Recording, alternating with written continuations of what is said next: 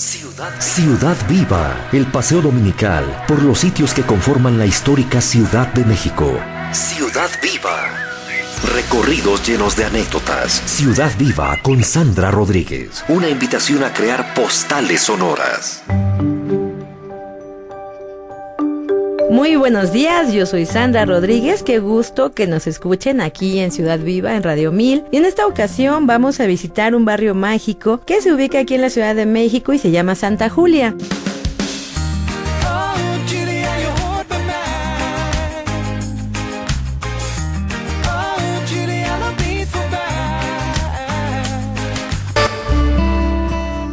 Para muchos Santa Julia nos suena muy poquito, tal vez conocemos a un personaje famoso, muy famoso, que se llama el Tigre de Santa Julia. Aquí en México usamos mucho ese término, ¿no? De lo agarraron como al Tigre de Santa Julia. Y vamos a ir hablando de él, en dónde nace y cómo es que llega a este lugar. Actualmente esta zona se considera que limita con el Nuevo Polanco. Muy cerca de este espacio existe un jardín lineal. En voz de el licenciado Miguel Ángel Sánchez, guía turístico. Justamente atrásito de lo que es el edificio del Colegio Militar pasaba lo que era el ferrocarril de Cuernavaca. Esta vía del ferrocarril ya no se utiliza en realidad. Pues pasa el tren muy contadas ocasiones, pero como el ferrocarril de Cuernavaca dejó de funcionar como tal, existe un proyecto que es convertir toda esa área de la vía del ferrocarril en parque lineal. Y bueno, justamente cómo vincularlo con el Museo Soumaya, muy fácil, porque pues toda esa vía del ferrocarril va hacia lo que es esta área de Polanco. Y pues bueno, todavía de ahí continúa por toda la parte del periférico, pero de hecho el proyecto del parque lineal pues tiene la intención de convertir un parque con áreas verdes, con lugares para LED, con mayor iluminación, mayor seguridad. Y justamente este parque lineal, pues uno de los lugares que pasa pues es el Museo Soumaya, que se encuentra ahí, pues ya en lo que es el área de Polanco justamente. Si uno caminara por toda esa área pues llega directamente, y el proyecto tiene la intención de empezar desde lo que es Paseo de la Reforma hasta lo que es el actual Parque Bicentenario, lo que era la antigua refinería de Azcapotzalco. Se ha arreglado mucho de toda esa área y efectivamente pues es un lugar que puede ser bastante agradable para pues sobre todo caminar o a lo mejor hacer un pequeño paseo en bicicleta, porque se ha acondicionado en algunas partes de ese parque lineal pues ahora sí que una pequeña ciclopista. Si tú tomas este jardín lineal que sigue toda una vía férrea, llegarías caminando hasta Polanco, hasta allá, al Museo Soumaya, imagínate. En voz de Laura Adriana González Eguiarte, coordinadora de comunicación del Museo Soumaya. Pues el museo cumple en diciembre, para ser exactos, 20 años de existir, digamos, en el panorama cultural latinoamericano. Museo Soumaya se inaugura en Plaza Loreto, que fue una fábrica de papel, y después de un proyecto de reconversión, digamos, urbana, se hizo este centro comercial y cultural, que está al sur de la Ciudad de México, en la esquina, digamos, de Revolución y Eje 10. La misión del museo es compartir la colección que muestra más de 30 siglos de arte mexicano y europeo en espacios de encuentro para todos, que motiven la reflexión y el diálogo en el panorama cultural latinoamericano a través del compromiso y la acción social. En gran medida, el compromiso del Museo Soumaya es justamente hacer el arte accesible a todos. Por eso estamos abiertos los 365 días del año, es un museo gratuito y además tenemos una serie de programas educativos y de responsabilidad social que apoyan justamente esta idea de compartir el arte con toda la gente, y además tenemos una colección muy importante que difícilmente podría ver en México si no fuera por el museo, ¿no? Y artistas que pues uno necesitaría probablemente viajar, si los quisiera conocer, y están aquí con nosotros en la colección. En los límites del barrio de Santa Julia, pues comprende la colonia llamada Tlaxpana. La Tlaxpana se encuentra muy cerca del circuito interior y es famosa por los altares de la Virgen de Guadalupe. Te recomiendo que si te gusta celebrar esta fecha, pues definitivamente ve allá a la Tlaxpana, no vas a dormir. Porque hacia 1970 un señor colocó afuera de su casa, ahí en la Tlaxpana, un altar dedicado a la Virgen de Guadalupe. A partir de esa fecha, los diferentes vecinos fueron colocando año con año altares y más altares y más altares. Esta tradición, que se origina en la Tlaxpana, fue llegando poco a poco a la Náhuac, a Santa Julia, y hasta la fecha esa colonia. Sobre estos meses tú puedes llegar, hacia el mes de noviembre empiezan a montar los nuevos altares y cada año van creando pasado diferentes. Inclusive en muchos canales de televisión salen fotografías que no te puedes imaginar. Uno pensaría es un pequeño nicho ahí en la calle. No, son impresionantes. Abarcan 2 o 3 metros. Es una instalación artística. Inclusive hay algunos que tienen rocas, agua, fuentes, plantas, árboles, todo lo que te imagines. Y eso sí, la música a todo lo que da el día 11 de diciembre. Yo creo que esa es la noche que nadie duerme en la Tlaxpana. Y la Tlaxpana también era famosa porque hacia esa zona se ubicaba la llamada Fuente de la Tlaxpana. Escuchemos a Miguel Ángel Sánchez. La fuente de la Tlaxpana. Esta fuente era una de las más hermosas que tenía la Ciudad de México. De hecho, se construye más o menos en el siglo XVIII y era una fuente muy interesante porque tenía una decoración bastante barroca. Tenía de hecho varias esculturas con ángeles músicos. Por esa razón se le conoció también como la fuente de los músicos. Se le conoce como la fuente de la Tlaxpana porque pues en la época prehispánica esa área se le llamaba así. La palabra Tlaxpana es una palabra de origen náhuatl que significa el lugar barrido.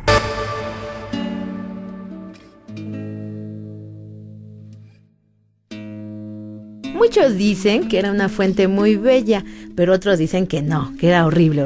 Sucede que esta fuente de la Tlaxpana nos traía agua a la Ciudad de México. ¿De dónde creen?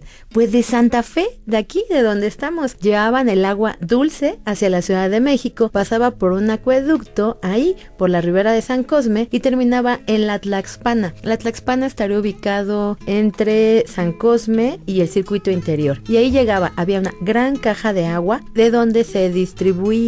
De tanto en tanto los vecinos se robaban el agua, algo muy poco común, ¿verdad? Así que cuando llegaba la caja de agua llegaba un chorrito muy pequeñito en el que se reunían los aguadores, estos personajes que todos los días llegaban con su gran jarras de agua, una en la espalda y otra en el hombro, y con salían a distribuir el agua a todas las casas del México virreinal. Claro que bueno, tenemos que pensar que en esa época pues no había drenaje.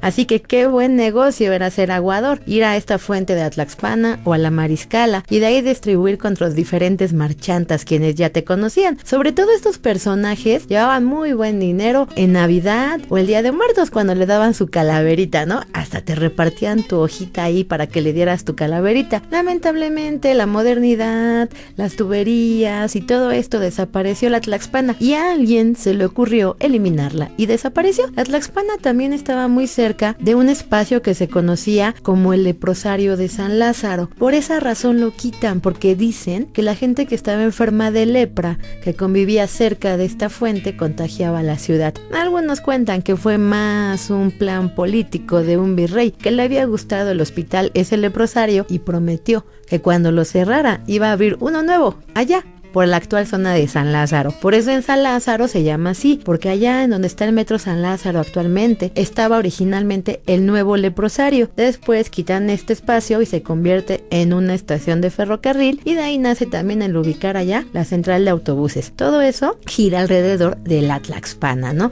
En la Tlaxpana más adelante, y además de estos altares del siglo pasado, vamos a encontrar un templo increíble que se llama el Divino Rostro. Y el Divino Rostro es un secretito ahí en la calle de Netzahualpili. Cuando tú entras dices, wow, aquí no es México. Es una arquitectura neogótica bellísima en la que se ven pues las cúpulas ojivales, todas estas cúpulas ojivales, todos esos techos muy estilizados, todo va hacia arriba, todas las columnas, y es una capillita que tiene además la característica de que puedes tomar misa en la capilla que tiene abajo o subes las escaleras y tomas misa en la capilla que está arriba. Tiene 2 áreas para tomar misa y está en la calle de Nezahualpili, y si caminas muy cerca vas a llegar a un lugar, bueno, si te encanta comer mariscos, la leyenda cuenta que un señor fundó un negocio que se llama El Canto de las Sirenas.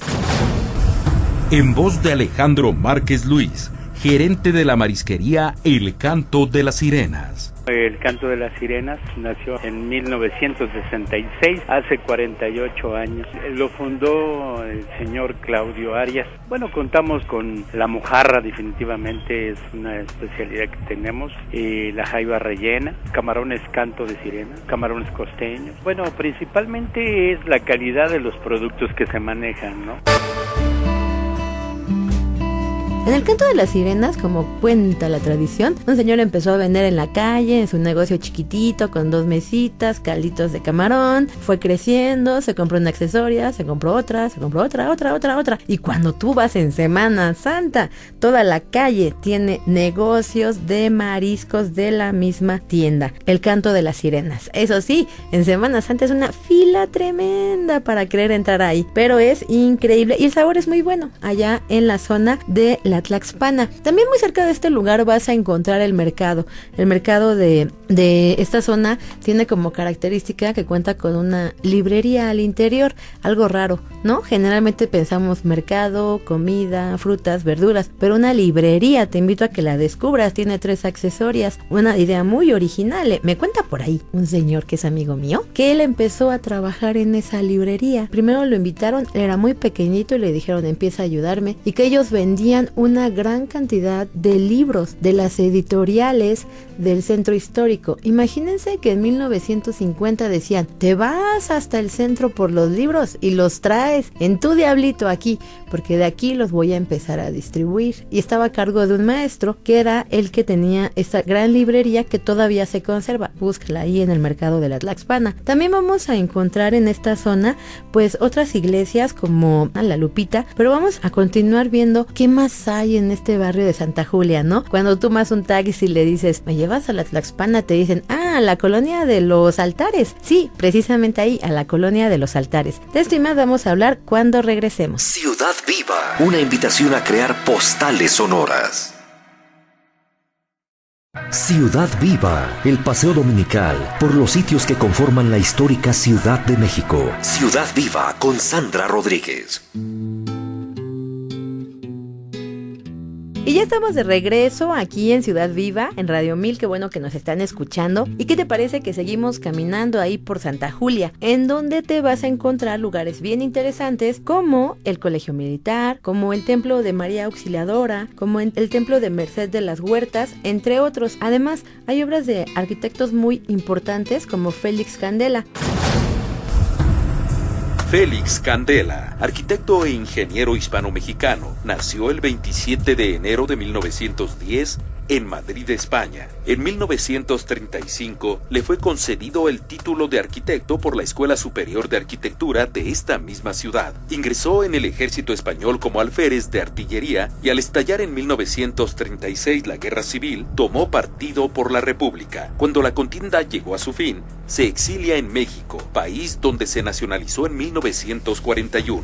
Destacan sus estructuras en forma de cascarón generadas a partir de paraboloides hiperbólicos que se han convertido en el sello distintivo de su arquitectura, como el Laboratorio de Rayos Cósmicos para la Ciudad Universitaria de México, la Iglesia de la Milagrosa para la Colonia Narvarte, el Restaurante Los Manantiales en Xochimilco y el Palacio de los Deportes para los Juegos Olímpicos de México, celebrados en 1968. Candela también desempeñó una importante labor docente, primero en la capital mexicana desde 1953 y más tarde en Chicago desde 1971 hasta 1978, año en que adoptó la nacionalidad estadounidense. Félix Candela falleció en Durham, Carolina del Norte, el 7 de diciembre de 1997.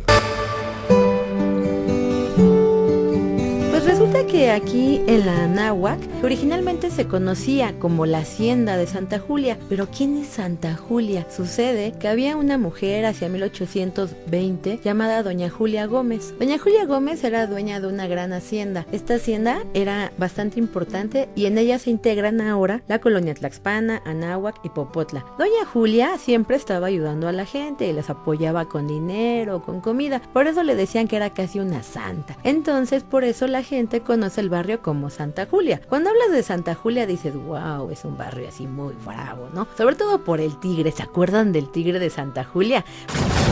Y ni siquiera supe cómo se llamaba. Pues el escritor le dijo tigre. La gente habla ya de sus grandes proezas, pues castiga a los abusivos para ayudar a la gente necesitada. Para los vecinos de Santa Julia, el tigre es un héroe.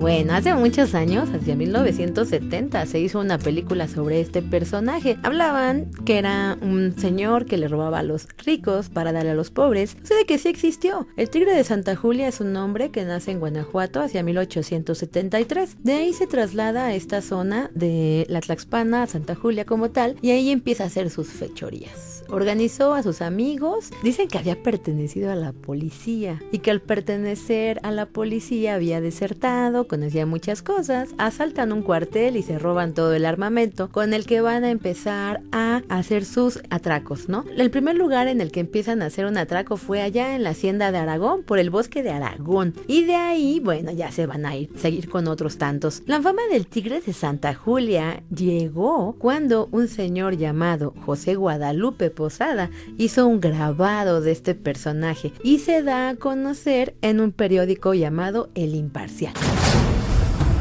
José Guadalupe Posada, extraordinario dibujante y grabador, nacido en Aguascalientes en 1852. Desde muy joven, se inició en el dibujo satírico, a causa de las audaces ilustraciones que aparecieron en la publicación local El Jicote. Posada tuvo que abandonar su ciudad natal. Radicado en León, Guanajuato, realizó grabados y trabajó en una escuela secundaria como maestro de litografía. A los 35 años, Posada llegó a la Ciudad de México, en donde abrió su propio taller y conoció al impresor Antonio Venegas Arroyo, con quien colaboraría incansablemente en la tarea de informar al pueblo de los más diversos acontecimientos, utilizando formas originales y divertidas. Entre otras cosas, Posada ilustró corridas populares que lo mismo trataban de hechos políticos, crímenes truculentos, accidentes y hasta pronósticos del fin del mundo. Su genio le dio vida a innumerables calaveras y esqueletos, a través de los cuales el artista ejerció una aguda crítica social del México de finales del siglo XIX e inicios del XX. José Guadalupe Posada influyó poderosamente en el arte mexicano de las generaciones siguientes. Su talento y originalidad son ahora reconocidos en varios países. Falleció en México DF el 20 de enero de 1913.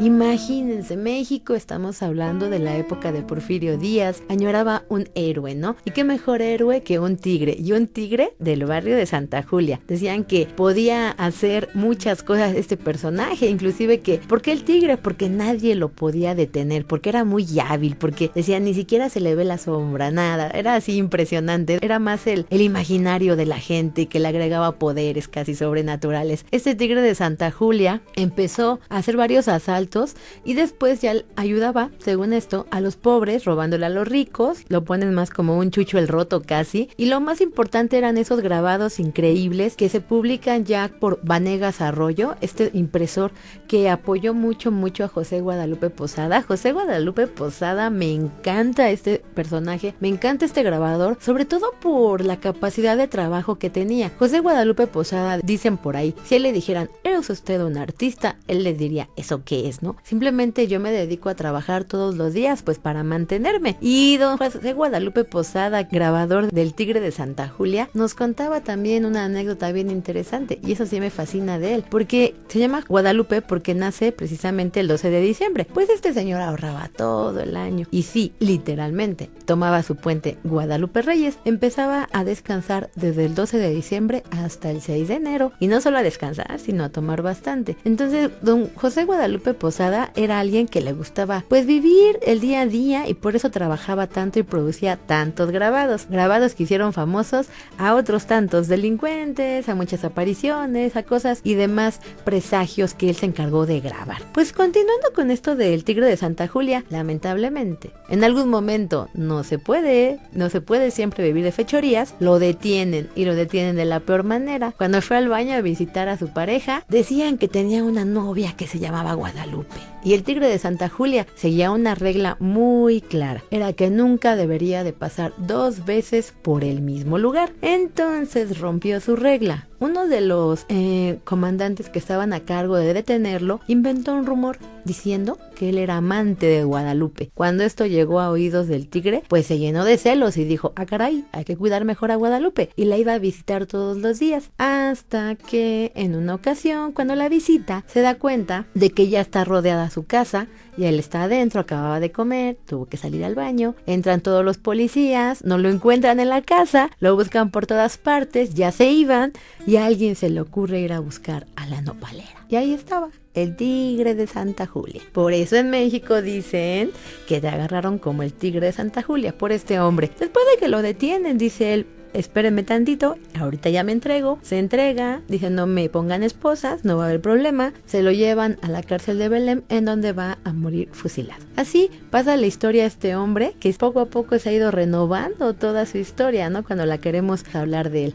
En esta zona de Santa Julia también vas a ubicar algunos lugares bien tradicionales, como este templo de San Antonio de las Huertas, bellísimo, muy cerca de la Escuela Normal, ahí en la Escuela Normal de Maestros, que es hermosa. Cuando tengas oportunidad, visítala de verdad. Cuando tú ves, vas en el metro y entonces observas el icono que representa a la Escuela Normal de Maestros, pues uno como que dice, ¿qué será eso? Yo nunca lo he visto cuando salgo, pero sí existía. Es que el proyecto original de Mario Pani era un edificio central que estaba flanqueado por otros dos laterales. Lamentablemente, en el terremoto del 85, el edificio central, que era bastante alto, se derrumba y por eso desaparece y solo nos quedan los laterales. Y cuando tú ves este icono del metro dices, ay, nunca he visto ese edificio. Es que ya no existe, pero tiene lugares increíbles. Por ejemplo, su auditorio es impresionante, tiene murales, es maravilloso. Esta zona se conocía como de las huertas, porque los terrenos eran bastante extensos. Por esta razón la gente empezaba a cultivar. En esta zona ahora que conocemos como la Escuela de Maestros, originalmente estaba la Escuela de Agricultura. De aquí se va hacia Chapingo. Y esta zona pues ya era lo más tranquilo, ¿no? Cuando uno estaba en el centro histórico o en la Ciudad de México en ese momento decían, ay, es que voy a San Cosme,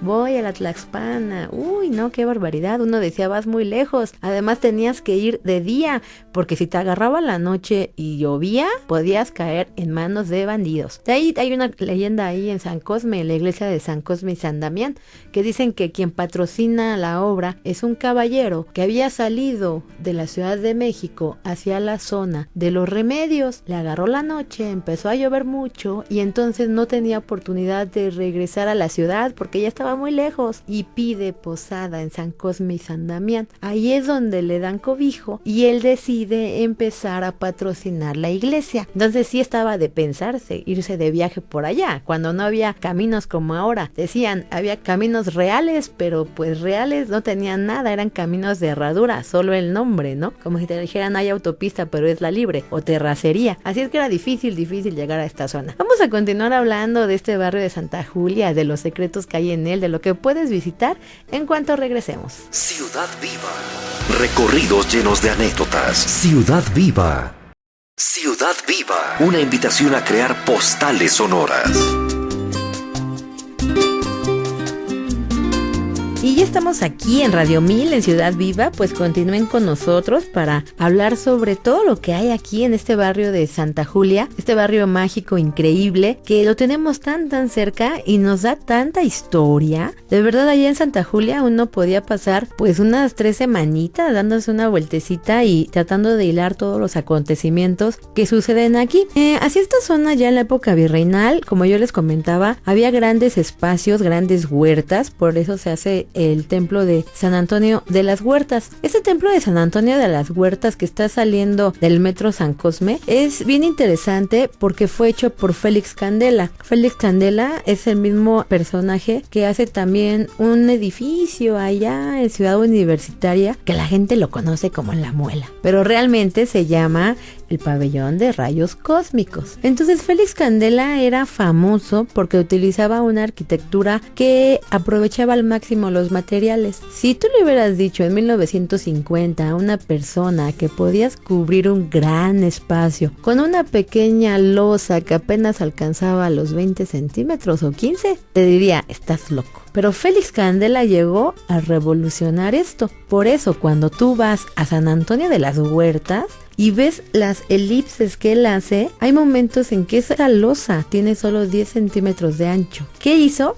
quién sabe, él se llevó el secreto, ¿no? Pero este señor se hizo famoso también allá en Ciudad Universitaria con su pabellón de rayos cósmicos. Ahora los estudiantes le dicen, nos vemos en La Muela. Yo creo que se vuelve a morir don Félix Candela cuando escuche que La Muela, pero fue uno de los elementos que le dieron también a Ciudad Universitaria el título de Patrimonio de la Humanidad, este pabellón de rayos cósmicos. Y caminando ahí sobre la calzada de México-Tacuba, vamos a llegar a uno de los sitios interesantes aquí en Santa Julia. Se trata nada más y nada menos que del Colegio Militar. ¿Te gusta el colegio militar? ¿Te gusta toda esta vida, la disciplina, todo lo que hay detrás de ellos? Pues qué mejor lugar que visitarlo allá en Santa Julia, en la zona de Popotla. Sucede que hacia 1823 se establece el colegio militar y tiene este edificio ya hacia 1900 aproximadamente. Se dice que es al hijo de Porfirio Díaz a quien se le encarga el proyecto. Es bellísimo, ¿no? Yo tenía un tío que vivía ahí en Popotla y decía que siempre había querido entrar a ese colegio. Cuando entró, bueno, vio que era un poco complicado permanecer ahí, y me cuentan las malas lenguas que las señoritas se formaban afuera del casino militar todos los domingos, los días que salían a pasear los militares para salir con ellos. Tengo por ahí conocidas que se casaron con militares de esta zona. Después, en este colegio también se estableció un museo. ¿Tú sabías que ahí en Santa Julia hay un museo dedicado a la caballería?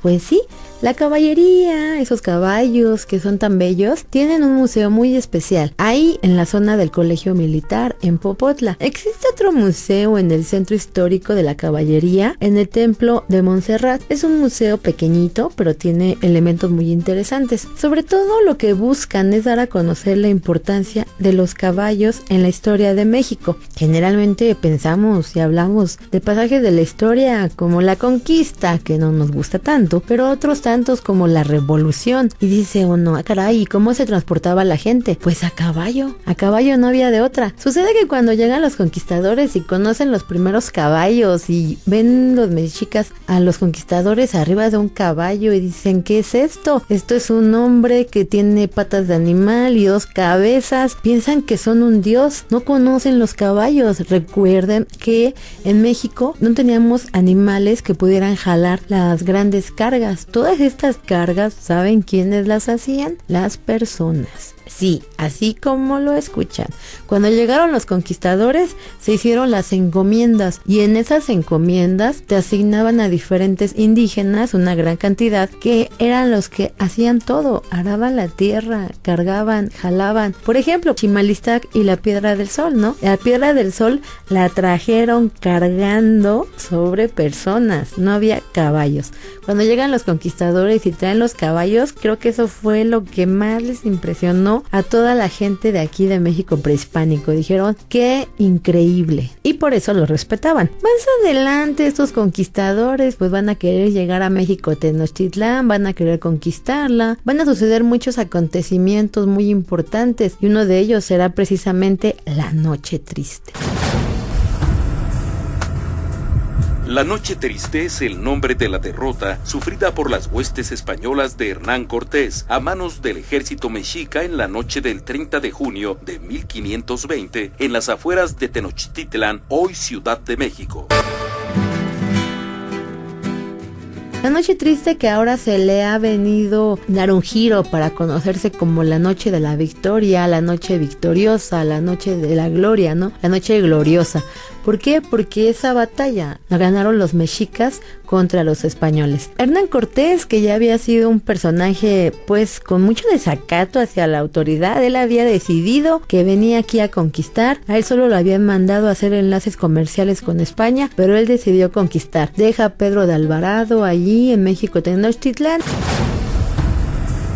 Pedro de Alvarado. Pedro de Alvarado nació en Badajoz, España, en 1485. Desde 1513 participó en la conquista de Cuba y en 1518 en la exploración de las costas de Yucatán. Posteriormente se convirtió en lugarteniente de Hernán Cortés en la conquista de México. En 1520 sus abusos y crímenes provocaron la matanza de españoles en la Noche Triste, el 30 de junio de 1520. Luego estuvo en la reconquista de Tenochtitlan, obtenida en agosto de 1521. Durante un combate contra los chichimecas, fue arrollado por un caballo y tras una dura agonía, murió en la villa de Guadalajara el 4 de julio de 1541.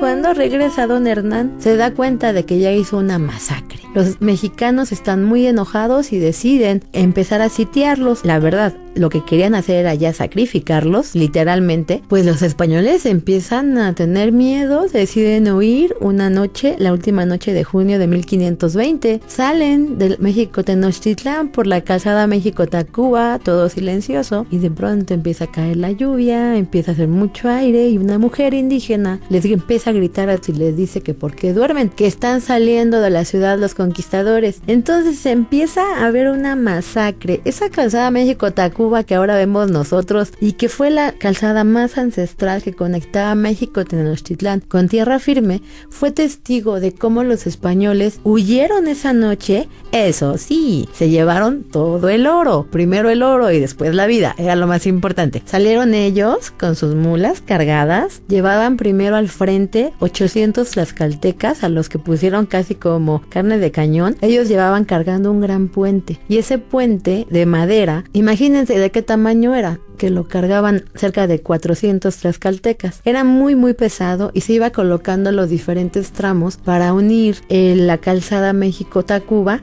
porque pasaban pequeños canales a lo largo de toda ella. Después de los tlaxcaltecas ya venían los españoles y hasta el final las mujeres. Entonces, al final quedó Pedro de Alvarado. Salen en esa noche triste, todo esto lo vio esta calzada, y cuando salen también llevaban un gran cargamento, que era el quinto real. El quinto real era lo que tenían que pagarle los españoles al rey, la quinta parte de lo que tenían de oro. ¿Cuánto oro imaginan que llevaban cargando? Por eso cuentan las leyendas que allá en la calzada México-Tacuba, cuando se hicieron las obras del metro, se encontraron muchos tejos de oro que quién sabe dónde habrán quedado. Si quieres conocer uno, pues ve allá al Museo de Antropología, a la Sala Mexica. Ahí hay un tejo de oro 100% original, de los que tenían los españoles. De esto y más vamos a continuar hablando cuando regresemos. Ciudad Viva, el paseo dominical por los sitios que conforman la histórica Ciudad de México. Ciudad Viva con Sandra Rodríguez. Ciudad Viva. Recorridos llenos de anécdotas. Ciudad Viva. Y ya estamos de regreso aquí en Ciudad Viva en Radio 1000, hablando de Santa Julia. ¿Se acuerdan que nos quedamos ahí con los conquistadores cuando estaban en esa noche triste para ellos? Pues sí, el oro que llevaban cargando fue su perdición. No querían dejar nada de oro, pero querían salvar la vida. Entonces, eso les costó muy caro. En la noche triste murieron cerca de 600 españoles, 800 tlaxcaltecas y muchas personas más. Cuenta la leyenda que Hernán Cortés se sentó en un árbol que estaba a un costado de esta calzada México-Tacuba a llorar su fracaso esa noche. Árbol de la Noche Triste. Se dice que en el pueblo de Tacuba, Cortés se sentó bajo un frondoso ahuehuete, rendido por la batalla al ver pasar los despojos de su ejército. La mayoría de los soldados iban heridos y morirían en los siguientes días. Ante tal panorama, Cortés lloró de rabia e impotencia. El árbol de la Noche Triste se convirtió en mudo testigo de la mañana del triunfo de Anáhuac, célebre por haber cobijado bajo su copa a Hernán Cortés en momentos de aflicción. Su estado de conservación es aceptable, dada la edad del árbol. Este árbol, dicen que está ubicado en la calle de Calzada México-Tacuba número 90, muy cerca del templo de la Virgen del Perpetuo Socorro. Este árbol todavía existe, tú lo puedes visitar. Queda muy cerca del Metro Cuitláhuac, sales del Metro Cuitláhuac y caminas ahí lo vas a ver perfecto. Lamentablemente solo nos queda muy pequeña parte de él. Se dice que en 1850 a alguien se le ocurrió incendiarlo. Sucede que los ahuehuetes, es un ahuehuete realmente, el árbol de la noche triste, son el árbol mexicano por excelencia. Y vamos a encontrar otro ahuehuete vivo, ese sí está vivo, allá en la zona de Xochimilco. ¿Te imaginas en Xochimilco? Todos pensamos en las trajineras, en los ahuejotes, en la fiesta, pero hay barrios, y en el barrio de San Juan existe un gran ahuehuete hermoso. Ese ahuehuete maravilloso está formado por cerca de 3 ahuehuetes que se integraron todos. Es tan grande que tuvieron que colocar unos cintos de acero para que no se desprendieran los árboles. Entonces, cuando tengas oportunidad, date una vueltecita ahí en Xochimilco, en el barrio de San Juan, y es un árbol vivo, completamente vivo. Estos árboles increíbles pues viven cerca hasta de 2000 años. Imagínense, un pequeño de 100 años es jovencito, ¿no? Estos ahuehuetes. El nuestro de la Calzada México de Tacuba, el árbol de la noche triste, pues todo lo que nos podía contar, ¿no? Todo lo que vio, toda esa tragedia, toda esa gente que salió de ahí corriendo, todos esos españoles que huían de los mexicanos y que iban hacia la zona de los remedios, pues todo eso lo vio. Pero a alguien, en algún momento, se le ocurrió incendiarlo. Colocó estopa en la base del ahuehuete y le prendió fuego. La primera vez, en 1850, sobrevivió. La segunda ya no. Eso fue hacia 1980. Lo recuerdo que lo vi en las noticias, que había amanecido incendiado otra vez. El gobierno decidió protegerlo y colocar una pequeña cédula en la que se dice que en este ahuehuete lloró Hernán Cortés en aquella noche triste de 1520. Eso es parte de la historia que nos puede contar este barrio de Santa Julia. Pero camino hacia este árbol de la noche triste vas a encontrar, ahora sí, el Museo de la Caballería. Cuando entras al Museo de la Caballería, uno puede pensar, ni siquiera se imagina que exista aquí. Está a un costado del colegio militar. La entrada es libre. Y lo primero que te reciben son los encargados del museo, que se ponen a tu servicio siempre y te pueden dar visita guiada. Consiste en conocer de qué manera ha influido el caballo en la historia de nuestro país. Y hay una sala que destaca un carruaje de Maximiliano, una réplica del carruaje de Maximiliano, una réplica de la calesa de Benito Juárez. Hay otra área dedicada a las mujeres que trabajan también en esto de la caballería, ¿no? Y también áreas especiales en las que se habla de los cuidados que tienen estos caballos. Entonces, hay un espacio que me gusta mucho, que está dedicado a Humberto Mariles. Humberto Mariles Cortés. Humberto Mariles Cortés nació el 13 de junio de 1913 en Parral, Chihuahua. Fue un militar con grado de teniente coronel del ejército mexicano y deportista mexicano que ganó 2 medallas de oro en los Juegos Olímpicos de Londres 1948 montando a arete en la prueba de salto individual y en la prueba de salto por equipos, siendo el único mexicano ganador de 2 medallas de oro. Además, con la medalla de bronce obtenida en la prueba de 3 días por equipos, ha sido el único deportista mexicano que obtuvo 3 medallas en una misma edición. Murió el 7 de diciembre de 1972 en París. Humberto Mariles es el único mexicano que ha ganado 3 medallas en una sola olimpiada. Y esto fue primero en la prueba individual de equitación, ahí ganó oro. Después en la prueba en grupos de equitación ganó oro y en la prueba de 3 días ganó bronce. Si él hubiera regresado, obedecido las órdenes, pues nadie contaría toda su historia, ¿no? Y se habla tanto de él en ese Museo de la Caballería. Lo increíble aquí es que, no sé si tú sabías, pero a los mexicanos no les dejaban utilizar caballo durante la época virreinal. Estaba prohibido, su pena de muerte, subir a un caballo. Los indígenas no podían subir, solo estaba destinado el uso del caballo a los españoles, nada más. Solamente ellos. Por eso es maravilloso el saber que un mexicano gane 2 medallas de oro en equitación en Londres. Humberto Mariles se dice que ya estaba muy adelantado para su época. Él desarrolló un sistema en el que podías hacer que el caballo ganara muchos centímetros de altura al apoyar tu cuerpo hacia él y no hacia atrás como se venía haciendo. Él después instituye otro tipo de preparación, pero ahí queda la historia de Humberto Mariles en el Museo Museo de la Caballería. Cuando sales de ese Museo de la Caballería, también te vas a encontrar con otra iglesia maravillosa. Si a ti te gusta mucho eso de Europa, si has visto, por ejemplo, Nuestra Señora de Notre Dame, si alguna vez has visto precisamente la caricatura, ¿no? Esta caricatura de Disney de Nuestra Señora de Notre Dame, y te imaginas esas iglesias enormes, altas, con rosetones, con esas grandes torres que parecen agujas y se dirigen hacia el cielo, tienes que conocer la iglesia de María Auxiliadora, ¿cómo no? María Auxiliadora es una maravilla. Para la gente que le gusta el arte, pues gótico, en México ya no tenemos gótico. El gótico se desarrolló hacia el siglo III. Tenemos muy neogótico, que ha tomado elementos de esa arquitectura. Y en este caso, la cúspide de este neogótico en la Ciudad de México es María Auxiliadora. Se conoce como la iglesia de los salesianos porque en esta zona se encuentra la escuela precisamente dedicada a los salesianos de Don Juan Bosco. Entonces ellos empezaron a pugnar por crear una gran parroquia. La parroquia les tardó como 50, 60 años, ¿no? Desde 1890 hasta 1970 en el que lo lograron pagar toda la construcción. Cuando llegas, te quedas boquiabierto. De pronto vas caminando ahí por Santa Julia, ves edificios departamentales, ves calles, ves jardincitos y dices, bueno, todo normal. Y dices, ¿qué va a haber aquí? Cuando das la vuelta, es increíble. Es una iglesia hermosa que nos recibe con un rosetón impresionante. A los costados una imagen de San Juan Bosco y María Auxiliadora y unas torres que se elevan hacia el cielo que parecen agujas. En la parte de atrás observas todos los vitrales maravillosos y cuando también nos reciben grandes ángeles, unas esculturas hermosas del mismo autor que hace las esculturas de la Villa de Guadalupe. Bueno, si te gustó la entrada, te va a encantar cuando pases. Cuando pasas es otro ambiente. Es una iglesia de mucha paz, se cuidan todos y cada uno de los detalles y muchos de los vecinos son sepultados en esta iglesia de María Auxiliadora.